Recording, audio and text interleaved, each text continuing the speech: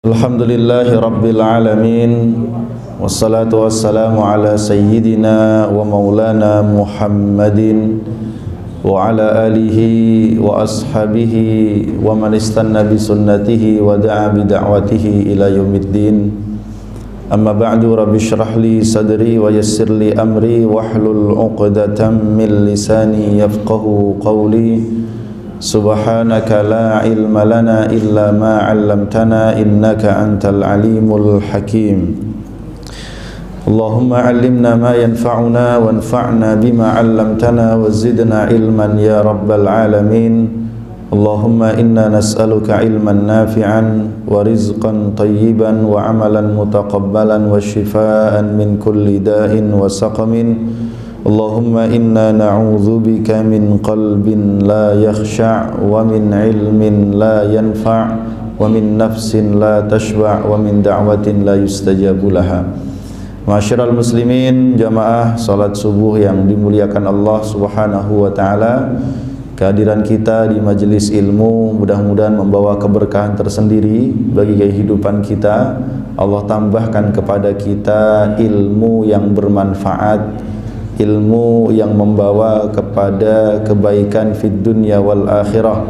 Mudah-mudahan Allah karuniakan kepada kita rizki yang halal, rizki yang baik dan juga banyak. Halal, baik dan banyak. Betul ya Bu? Amin ya rabbal alamin. Anak-anak kita, cucu-cucu kita mudah-mudahan dijadikan sebagai anak-anak yang soleh, solehah. Ya, pasangan kita dijadikan sebagai pasangan terbaik di dunia dan akhirat insyaallah, dan mudah-mudahan kita semua kelak di akhirat dipertemukan kembali di surga Allah Subhanahu wa taala. Amin ya rabbal alamin. Ma'asyiral muslimin, jamaah dimuliakan Allah Subhanahu wa taala. Pada pertemuan yang lalu kita membahas tentang keharaman ya. Keharaman mendukung kezaliman, keharaman menjadi para pengikut orang-orang yang zalim dengan berbagai macam tingkatannya, mulai dari yang paling ringan sampai dengan yang paling berat. Hal ini tidak lepas dari pelajaran yang kita ambil dari kisah Nabi Musa alaihissalam, bahwa Fir'aun yang amat sangat zalim itu bisa sangat sukses dengan kezalimannya, bahkan bisa bertahan dalam waktu yang sangat panjang karena didukung oleh orang-orang yang senang dengan kezalimannya Fir'aun dan mengambil manfaat dari kezaliman Fir'aun. Lalu mereka membentuk satu kesatuan sistem yang zalim, sehingga kezaliman itu menjadi begitu kuat. Ditambah lagi dengan kelemahan orang-orang yang baik ya, dimulai dari lemahnya keimanan, lemahnya pengetahuan, sekaligus lemahnya tekad untuk merubah kehidupan serta mencegah kemungkaran. Sehingga datanglah Nabi Musa alaihissalam membimbing mereka, mengajarkan kepada mereka kebenaran, menyadarkan kepada mereka tentang pentingnya untuk menjaga dan menguatkan keimanan, mengajarkan kepada mereka untuk amar ma'ruf nahi mungkar. Maka mereka pun kemudian berubah menjadi orang-orang yang kuat. Yang sering kami ulang, siapapun selama dia bersama dengan kebenaran, meskipun jumlahnya sedikit, mereka pasti akan mendapatkan kemenangan. Nah, ini penting untuk kita perhatikan. Nah, ma'asyiral muslimin jamaah rahimakumullah.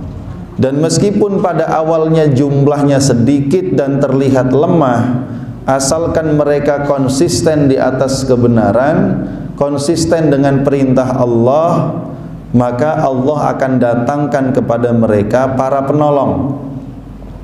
Ya, Allah akan datangkan kepada mereka para penolong. Sebagaimana dahulu Rasulullah sallallahu alaihi wasallam terkucilkan dan terusir dari kota Mekah, lalu beliau mendapatkan penolong di kota Madinah, maka mereka pun pada akhirnya lambat laun menjadi kuat, dan karena konsistensi mereka di atas kebenaran, Allah pun berikan kemenangan. Nah, di sini kita juga melihat ketika Nabi Musa alaihi salam dihadapkan dengan para penyihir Fir'aun yang sudah kita sebutkan sebagian kisahnya pada pertemuan yang lalu terjadilah duel antara sihir yang dikeluarkan para penyihirnya Fir'aun melawan mukjizatnya Nabi Musa alaihi salam. Nabi Musa sendirian hanya ditemani oleh saudaranya yaitu Nabi Harun harus melawan ribuan para penyihir yang didatangkan Fir'aun dari seluruh penjuru negeri Mesir, dan Fir'aun sangat percaya diri dia pasti dapat mengalahkan Nabi Musa alaihi salam. Walaupun itu dalam keyakinannya, ya, Fir'aun itu juga tahu dan yakin bahwa dia di atas kebatilan, sementara Nabi Musa di atas kebenaran. Ya, tapi kesombongan dan hawa nafsu menutup mata hatinya untuk menerima kebenaran dan cenderung untuk tetap memenangkan kebatilan yang dia yakini. Sehingga kemudian terjadilah pertarungan, dan pertarungan itu berakhir dengan kekalahan para penyihir, karena ular-ular yang mereka ciptakan melalui tali temali yang disihir sehingga tampak seperti ular-ular yang bergerak itu pada akhirnya dibabat habis oleh ular yang Allah jadikan dari tongkatnya Nabi Musa alaihissalam. Lihat di sini, Fir'aun bersama dengan pengikutnya dan para penyihirnya jumlahnya sangat besar, memiliki kuasa. Nabi Musa alaihissalam hanya sendirian dengan Nabi Harun, tetapi beliau berada di pihak yang dibela dan ditolong oleh Allah subhanahu wa ta'ala.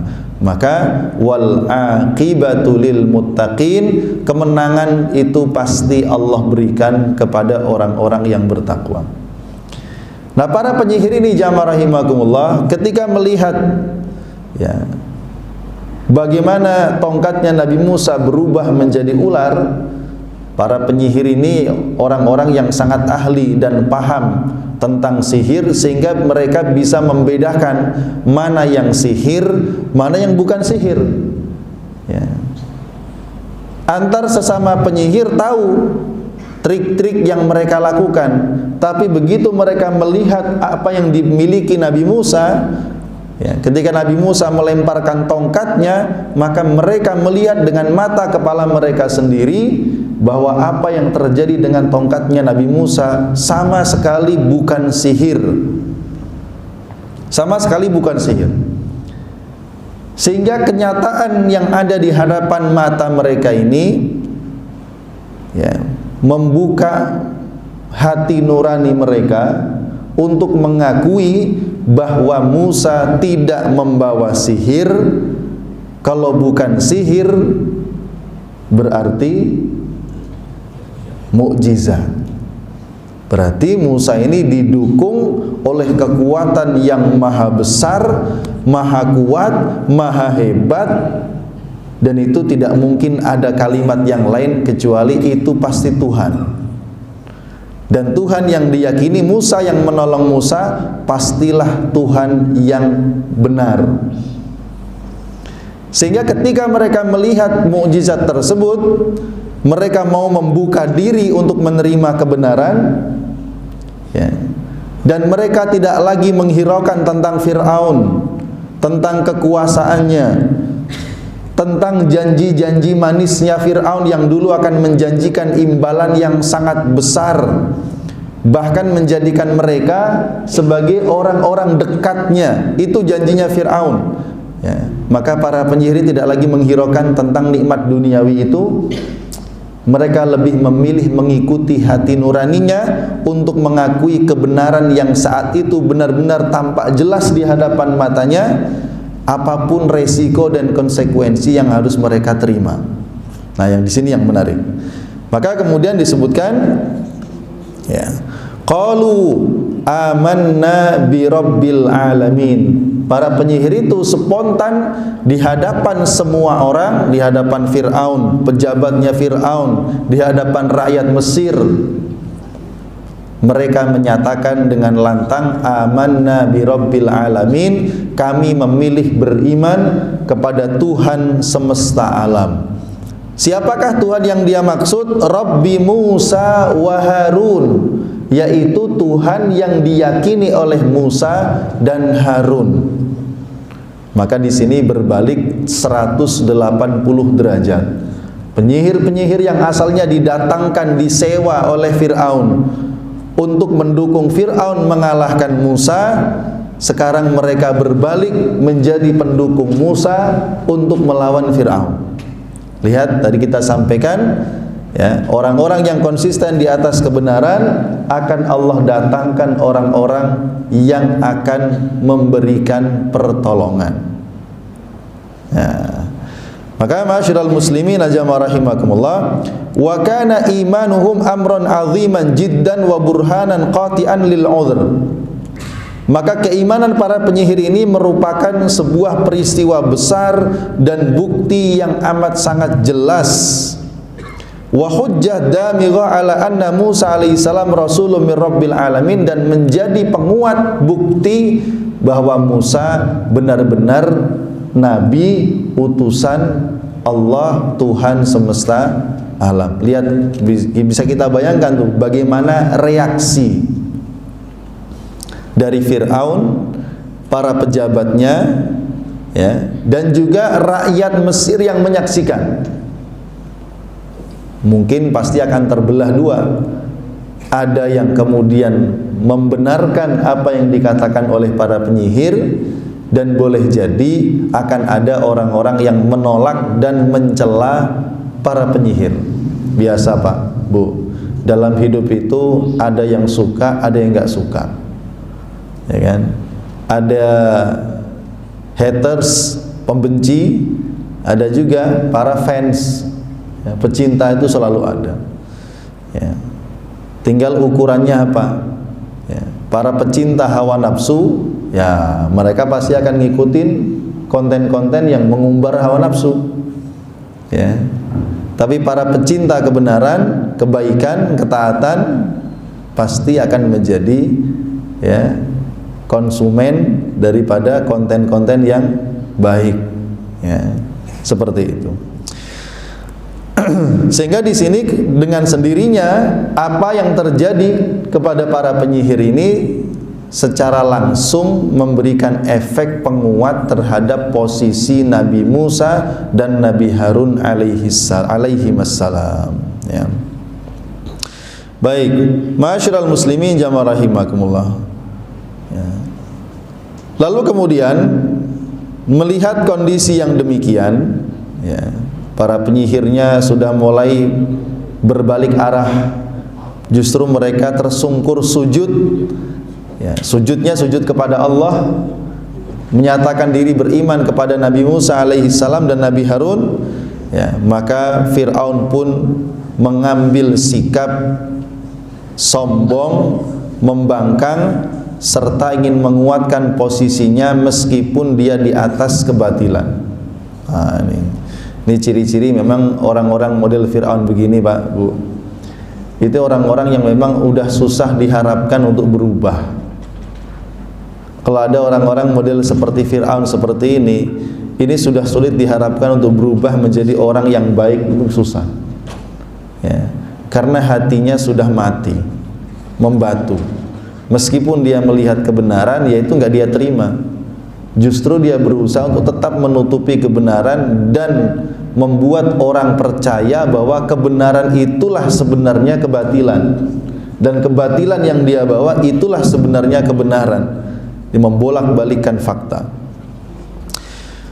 Maka diceritakan, qala amantum lahu qabla an adzana lakum innahu lakabirukumul ladzi 'allamakumus sihra falasawfa ta'lamun. Fir'aun berkata, ya, adakah kalian berani beriman kepada Musa sebelum aku mengizinkan kepada kalian? Ya. Jadi yang pertama disampaikan oleh Fir'aun adalah ia mencela para penyihir yang beriman kepada Nabi Musa alaihissalam karena mereka berani beriman tanpa seizin Fir'aun, karena Fir'aun merasa berkuasa atas mereka. Innahu lakabirukumul ladzi 'allamakumus sihra. Sungguh Musa itu pasti adalah petinggi kalian yang mengajarkan kepada kalian sihir. Falasaufa ta'lamun, kelak kalian pasti akan mengetahui akibatnya.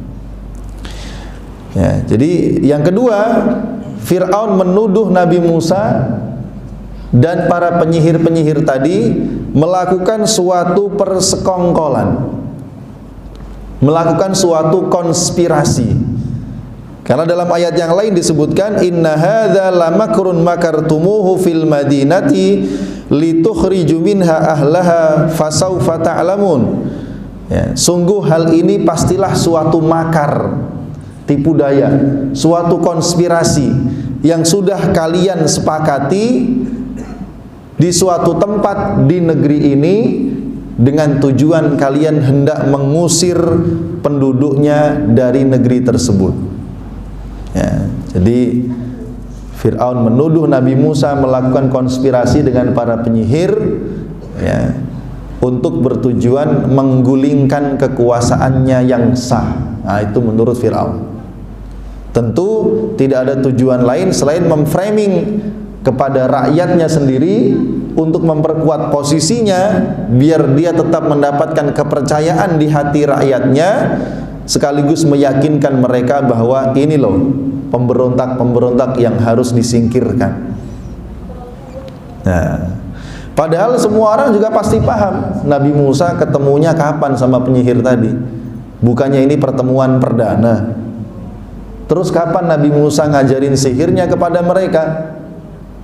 Terus para penyihir tadi kan mengatakan bahwa apa yang dibawa Musa ini bukan sihir.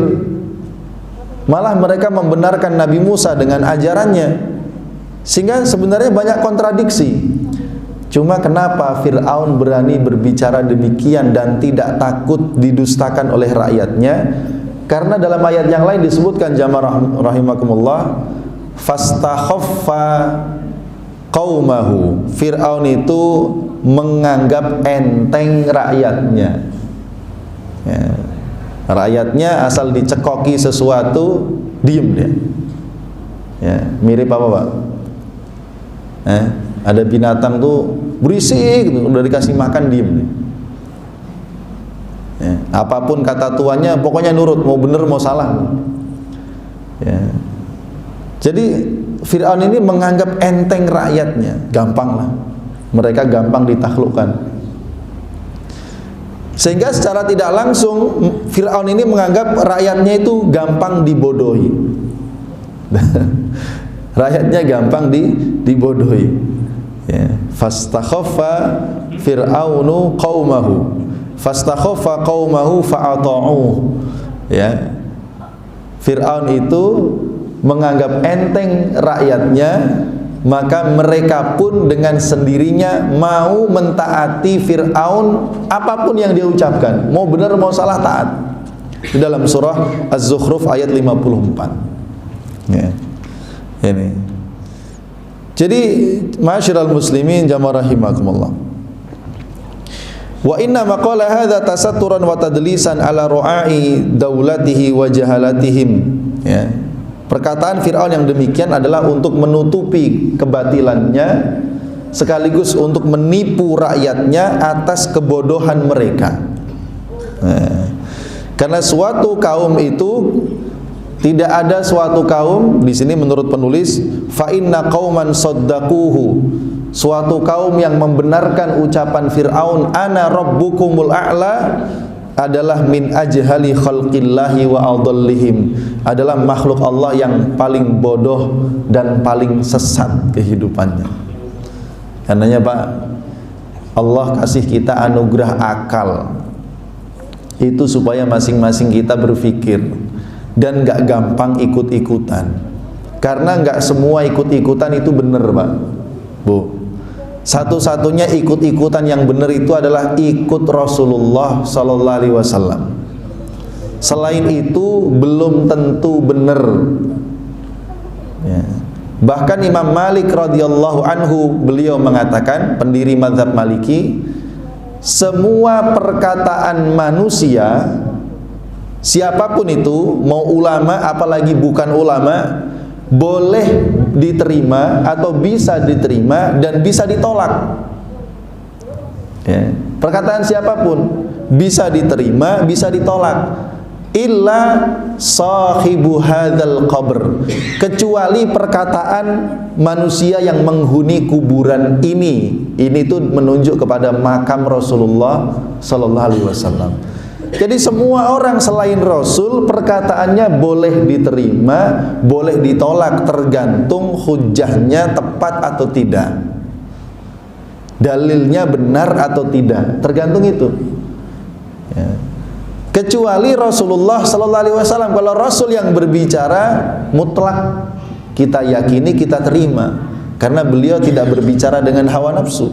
Tapi kalau manusia selain Rasul, ya, boleh jadi dia salah di dalam berpendapat. Karenanya tidak boleh kita ikut-ikutan. Para ulama, orang-orang yang memiliki keistimewaan, pemahaman terhadap agama, penguasaan terhadap dalil-dalil agama, nas-nas agama, ya, kita meyakini adalah orang-orang yang, ya, sangat minim melakukan kesalahan. Mereka orang-orang yang lebih layak diikuti dibandingkan selainnya. Jadi para ulama adalah orang-orang yang lebih layak kita ikuti di zaman sekarang dibandingkan yang lain. Karenanya jangan sampai, ya, ini zaman sekarang, ya, ini zaman sekarang ini zamannya netizen, Pak. Nah, jangan sampai kita lebih percaya netizen daripada ulama. Nah, ini yang kacau zaman sekarang. Ya. Zaman sekarang kalau disebut masanya ruwaibidah, ya bener, banyak orang berani ngomongin masalah agama padahal mereka tidak punya kapasitas yang cukup untuk bicara agama. Nggak pernah belajar bahasa Arab, ya kan? Nggak ngerti bagaimana seluk-beluk penafsiran Al-Quran, tidak ngerti bagaimana periwayatan hadis dan cara memahami hadis, tidak ngerti bagaimana istinbat hukum dengan usul fikih dari Al-Quran dan hadis. Tiba-tiba ngomentari ulama sana, ngomentari ulama sini, ngomentari ulama situ, ya. Terus yang dengerin ikut-ikutan. Nah, itu namanya netizen, ya. Ya, kita nggak usah dengerin yang begitu-begitu, ulama saja yang kita ikuti, sehingga pikiran kita tidak kacau. Kalau kita banyak dengerin netizen, kacau, Pak. Netizen itu kalau ngomong karena nggak kelihatan mukanya, asal tulis saja dia. Iya.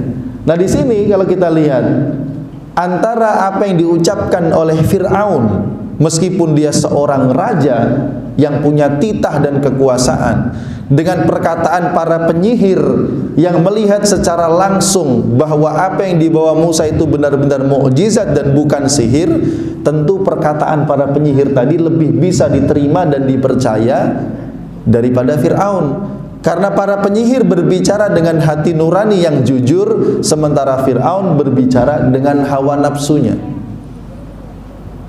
Lihat di sini posisi tidak menentukan kebenaran. Ya. Nah, ma'asyiral muslimin jamaah rahimakumullah. Karenanya penguasa-penguasa model Fir'aun begini, Pak, akan langgeng kekuasaannya. Kenapa? Ya tadi fastakhaffa qaumahu fa'ata'u. Ya, menurut dia rakyatnya gampang dibodohi. Ya dia akan terus ada. Kalau rakyatnya nggak sadar. Tapi kalau rakyatnya memilih untuk sadar, tahu, memahami, oh yang diucapkan ini nggak benar nih. Oleh Fir'aun, mau membuka cakrawala berpikirnya, melihat kepada bukti-bukti kebenaran, nah maka dia akan selamat dari kejahatan para penguasa seperti ini. Ya. Baik, ma'asyiral muslimin jamaah rahimakumullah. Lalu bagaimana sikap para penyihir itu? Karena Fir'aun juga mengancam, la uqatti'anna aydiyakum wa arjulakum min khilafin wa la usallibannakum ajma'in. Kata Fir'aun, kalian berani meninggalkan aku dan beriman kepada Musa tanpa seizinku, dan kalian bersekongkol dengan Musa membuat makar untuk menggulingkan kekuasaanku, aku akan menyiksa kalian. Ya. Nah ini model kesombongannya makin naik. La uqatti'anna, aku akan potong-potong aidiakum, tangan-tangan kalian, wa arjulakum, dan kaki-kaki kalian, min khilafin, secara bersilang. Mau dimutilasi. Kalau dipotong tangan kanan maka plus kaki kiri, atau sebaliknya. Wala usallibannakum ajmain, dan aku akan salib kalian semua. Keder nggak Pak kira-kira? Kan model orang zalim itu pertama ditawari suap dulu Pak. Nah, 50 M Pak, mau nggak? Hukuman saya ringanin. Ah, keluar tuh 6,5 tahun. 50 M buat beli es cendol berapa bungkus Pak? Sama kerupuk. Ya Allah. Kita kerja kayaknya puluhan tahun belum pernah tuh sampai segitu. Ini cuman bikin ketok palu cetet 50 M. Nanti kalau dengan suap nggak mempan, diancam keluargamu, nyawamu. Nah, yang nggak mempan disuap bisa keder dengan ancaman. Dulu para penyihir juga begitu. Mereka minta imbalan yang sangat tinggi kalau menang mengalahkan Musa. Ya. Bahkan Fir'aun menjanjikan lebih dari itu. Oke, bayarannya sangat tinggi, plus kalian akan saya angkat sebagai orang-orang terdekatku. Oh, senang para penyihir. Nah begitu sekarang mereka berbalik, diancam, saya potong-potong tanganmu, kakimu, saya salib kalian semua. Nah ini kalau orang nyalinya ciut, udah berhenti. Ya. Tetapi Allah Subhanahu wa ta'ala telah memantapkan hati para penyihir itu untuk tetap teguh di atas kebenaran. Itulah pentingnya kita membaca doa, ya muqallibal qulub tsabbit qalbi ala dinik. Wahai zat yang membolak-balikkan hati, tetapkan, kokohkan hati kami agar tetap di atas agamamu sampai mati, apapun resikonya. Loh saudara-saudara kita di Gaza itu juga dulu diiming-iming Pak sama Israel, udahlah nggak usah ngelawan, ya nggak apa-apa kamu tinggal di sini, yang penting kami yang berkuasa, kata Israel kan begitu. Nanti saya buatkan kota yang indah, ya, macam-macam janjinya, ini itu dan lain sebagainya. Iya mungkin sebagian ada yang tertarik, tapi sebagian besar tidak.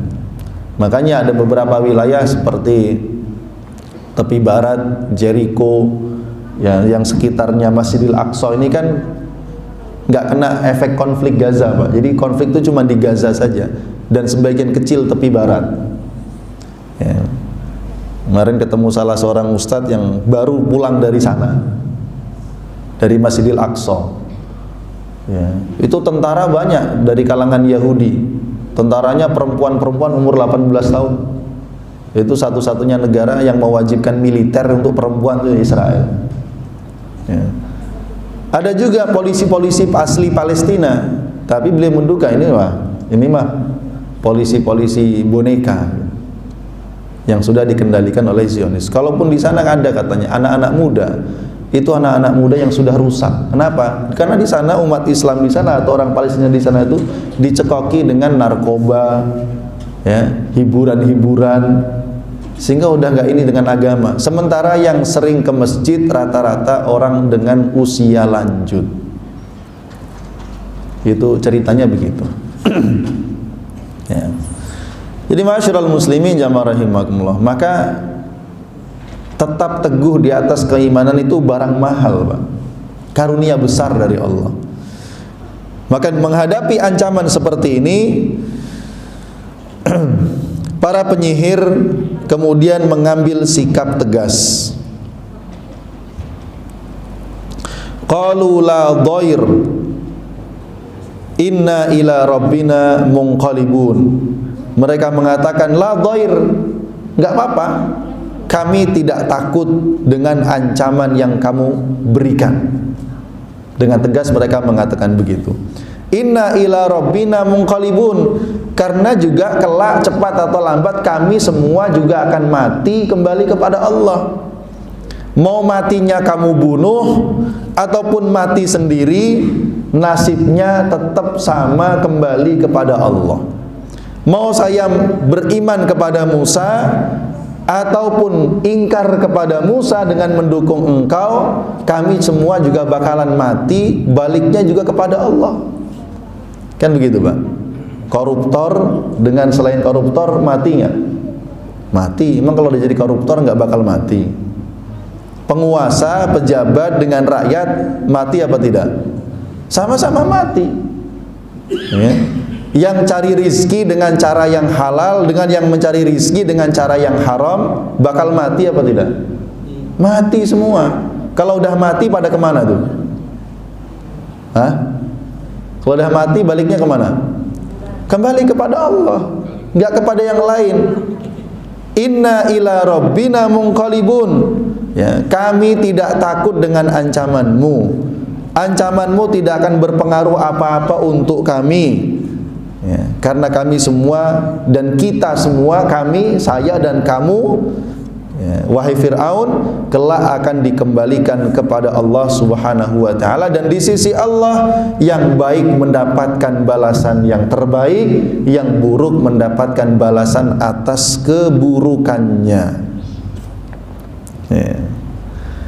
Lalu mereka berkata, inna natma'u an yaghfira lana rabbuna khotoyana. Sungguh kami berharap supaya Allah berkenan mengampuni dosa-dosa kami, termasuk dosa sihir yang engkau paksakan kepada kami. An kunna awwalal mu'minin, yaitu dengan kami berpasrah diri menjadi orang-orang yang beriman. Jadi para penyihir ini dengan keimanan mereka, dengan sikap mereka yang segera bertaubat, ya, lalu masuk ke dalam agama Nabi Musa alaihissalam menjadi orang beriman, mereka harapkan menjadi sebab Allah menerima taubat mereka, mengampuni dosa mereka, apapun dosanya. Nah, ini optimisme orang beriman. Sehingga di depan ancaman yang sedemikian luar biasa nggak takut. Diancam sama Donald Bebek, ya, saya akan ciptakan neraka di Gaza. Wah, negaranya duluan jadi neraka. Waduh. Ya, negaranya duluan jadi neraka. Wow, besar, Pak. Satu negara bagian California, Los Angeles, Hollywoodnya, wah, habis itu. Yang terbaru ada pembangkit listrik di California meledak, kebakaran. Ada masjid yang aman, alhamdulillah. Ya, artinya ini ada. Kita melihat sebuah kekuasaan Allah. Terlepas perdebatan azab nggak azab dan lain, tapi ini semua kekuasaan Allah. Allah itu kalau mau menghancurkan sesuatu gampang saja. Gitu. Luar biasa. Lo api 8 hari nggak padam, gimana, Pak? Seminggu lebih. Dulu Allah pernah menghanguskan kaum Thamud, ya. Fa amma Thamudu fa uhliku bit-taghiyah wa amma 'ad, kaum 'ad, fa uhliku birihin sarsarin 'atiyah. Kaum 'ad dihancurkan oleh Allah dengan angin sarsarin yang terus-menerus membawa hawa dingin. Sakharaha alaihim sab'a layalin wa thamaniyata ayyamin husuma. Angin itu berhembus, Pak, 8 hari 7 malam, gak berhenti. Ujungnya mati semua. Lah kita kena angin 2 menit aja masuk angin, Pak. Ini angin 7 malam 8 hari, dingin pula. Itu gak masuk angin lagi. Ini masuk azab memang. Itu azab Allah. Ya. Jadi masyiral muslimin jamaah rahimakumullah. Kan yang diharapkan itu bukan kita berdebat itu azab atau bukan azab, tapi kita mengambil pelajaran. Apa pelajaran hikmah yang bisa kita? Kan itu yang paling penting.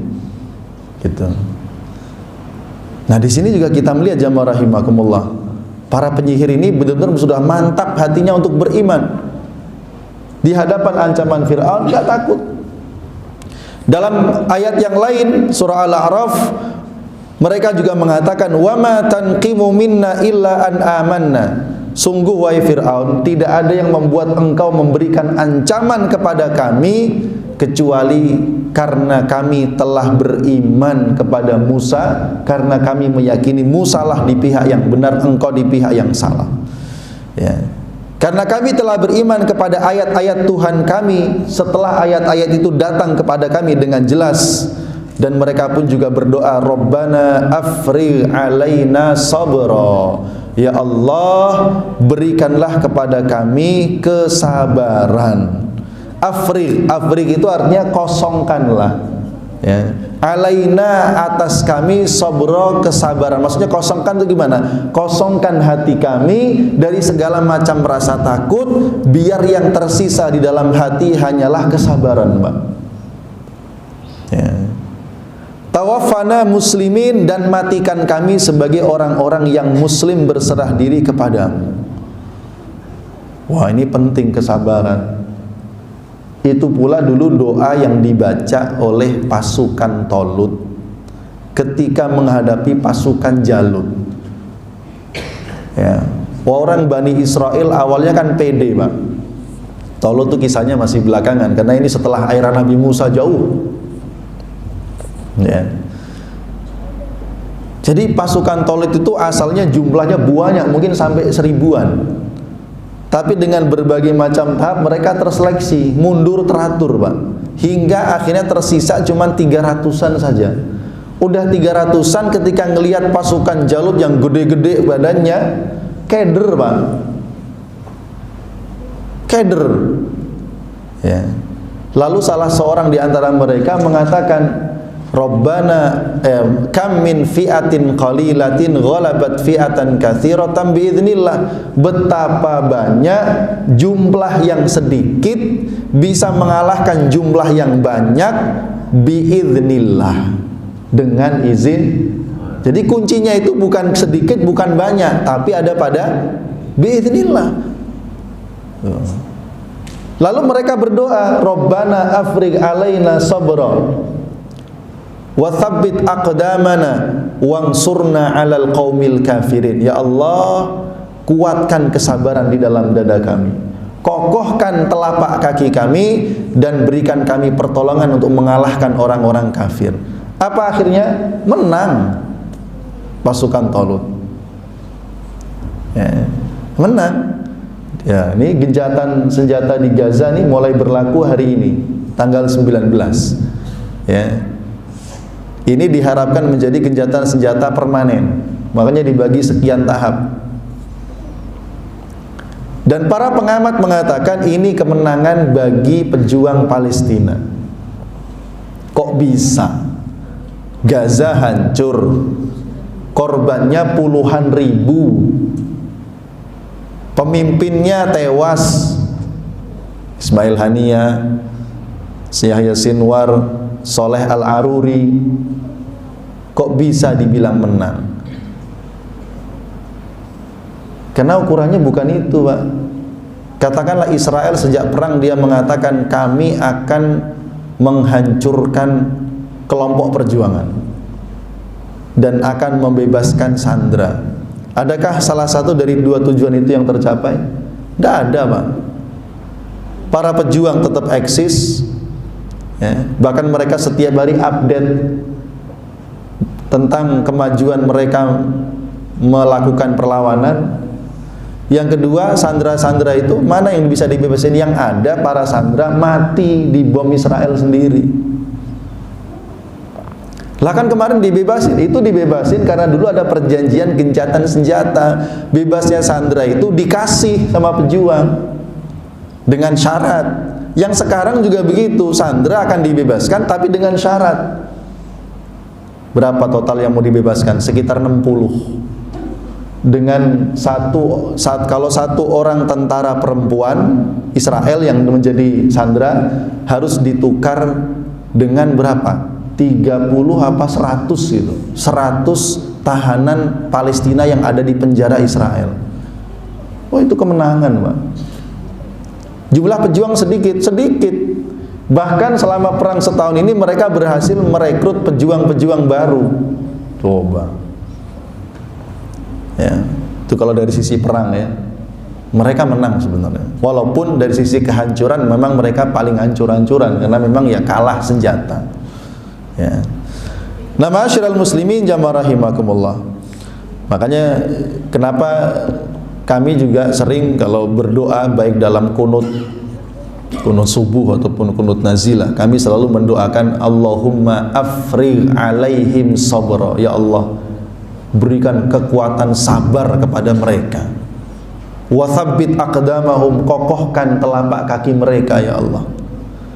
Wangsurhum 'alal yahudil ghasibin, tolong mereka untuk mengalahkan Yahudi dan orang-orang kafir yang menolongnya. Begitu Pak, kita doa. Ya. Nah, ma'asyiral muslimin jamaah rahimakum. Dalam ayat yang lain lagi di surah Thaha disebutkan, qalu, para penyihir itu mengatakan, lan nu'thiraka ala ma ja'ana minal bayyinati walladzi fatarana. Kami tidak akan pernah mendahulukan engkau wahai Fir'aun di atas kebenaran yang telah jelas buktinya di hadapan kami, dan kami juga tidak akan pernah mendahulukanmu di atas Tuhan zat yang telah menciptakan kami. Faqdi ma anta qadin, silahkan buatlah keputusan seperti yang kamu inginkan. Innaka taqdi hadhil hayatad dunya innama taqdi, sesungguhnya engkau hanya bisa memberikan keputusan di dunia saja. Ini menarik nih. Jadi kalimat ini luar biasa kalau kita dalami. Faqdi ma anta qadin, kalau ada orang zalim Pak, ya silahkan berbuat sesuka engkau. Boleh jadi saya kalah, boleh jadi saya akan mati, boleh jadi kamu bisa menyalib saya, membunuh saya, silahkan. Tapi keputusanmu itu hanya berlaku di dunia. Ya. Mengapa demikian? Ya karena kelak semuanya tadi, semuanya akan dihisab dan diadili kembali di hadapan pengadilan Allah Subhanahu wa ta'ala.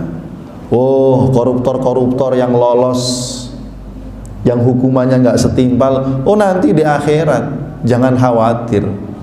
Ya. Orang yang jahat menghilangkan nyawa sekian banyak orang terus tiba-tiba bebas begitu saja berkeliaran dan lain sebagainya. Ya, tuh. Ya nanti tunggu saja.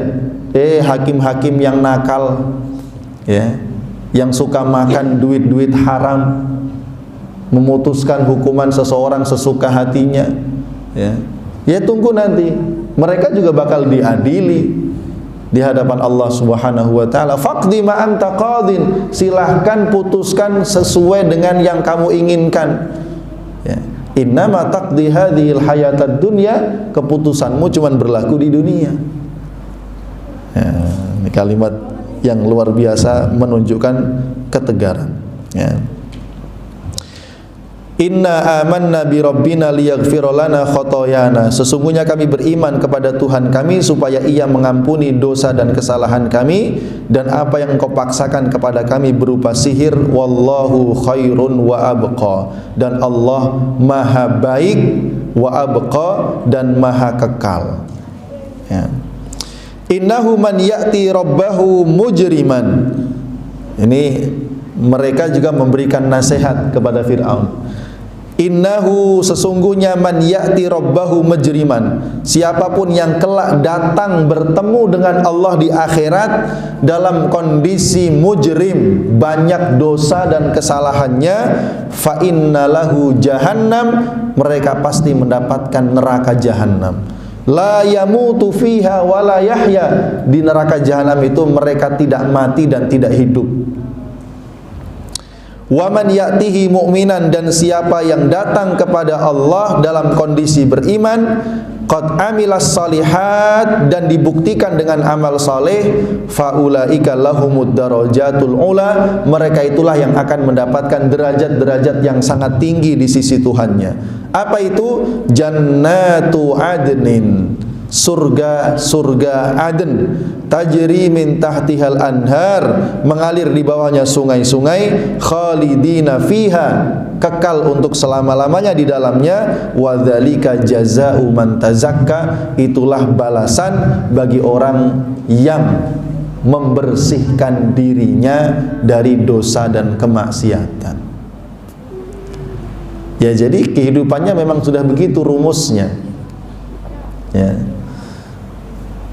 Setiap kebaikan ataupun keburukan akan ada balasannya.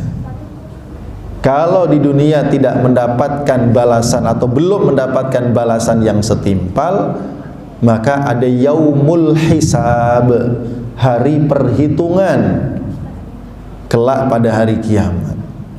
La yughadiru saghiratan wala kabiratan, di hari kiamat itu ada kitab catatan amal, yang di catatan amal itu semua perbuatan manusia, dari mulai yang paling kecil yang diremehkan dan dilupakan sampai yang paling besar ada semua.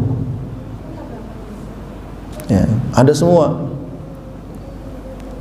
Sehingga alaihissallahu biahkamil hakimin, Allah lah ya hakim yang paling adil di antara semua hakim-hakim yang adil. Baik, ma'asyiral muslimin jamaah rahimakumullah. Maka akhirnya para penyihir itu ditangkap, dieksekusi satu-satu, dipotong tangannya, dipotong kakinya, dan disalib. Ya.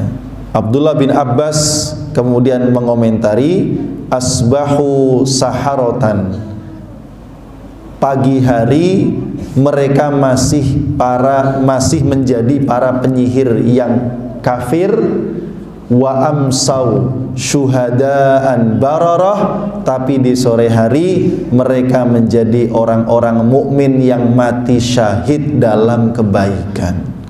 Nah, ini manajemen kematian, Pak. Manajemen kematian. Orang itu harus berikhtiar memilih akhir kehidupannya, mau berakhir su'ul khotimah apa husnul khotimah. Masing-masing sama-sama mendapatkan ujian dari Allah. Ya. Kalau seandainya para penyihir itu lebih memilih hidup senang di dunia, harusnya ya udahlah, tetap aja ngikut Fir'aun, lawan Musa sebisanya. Walaupun kalah tetap senang di sisi Fir'aun, tapi kan pada akhirnya sengsara di akhirat.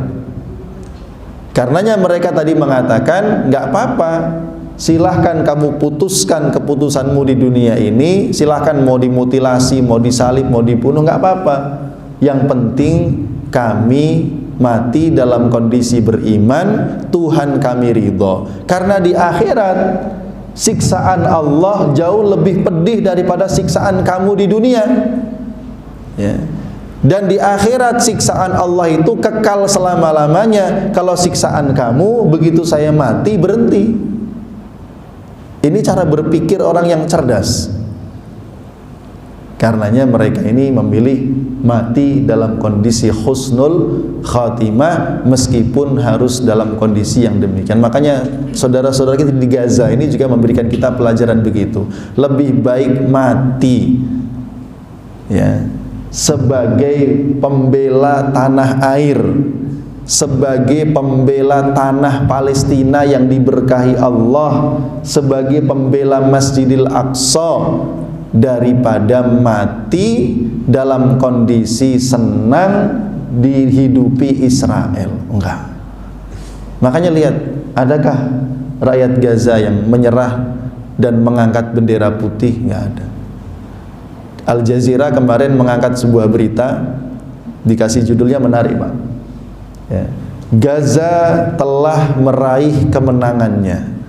Tidak ada bendera putih yang dikebarkan dan Israel pun tidak mencapai tujuannya sama sekali. Nah, itu menarik. Jadi satu pun rakyat Gaza itu, meskipun anak kecil, tidak ada yang mengatakan saya menyerah kepada Israel. Tidak ada. Bahkan mereka mengatakan kami siap mengorbankan, biarkan anak kami, ibu kami, orang tua kami, saudara kami menjadi tebusan untuk membebaskan tanah Palestina dan Masjidil Aqsa. Mereka lebih memilih begitu, Pak. Spirit yang sama yang dimiliki para pejuang-pejuang Palestina. Nah ini, walaupun kita lihat, kalau lihat jasad-jasadnya sih ngenes, Pak. Tapi itu kan cuman gambaran dunia saja. Kita kan nggak tahu, ya, di alam kuburnya mereka mendapatkan kenikmatan dari Allah Subhanahu wa Ta'ala. Wallahu a'lam bishawab.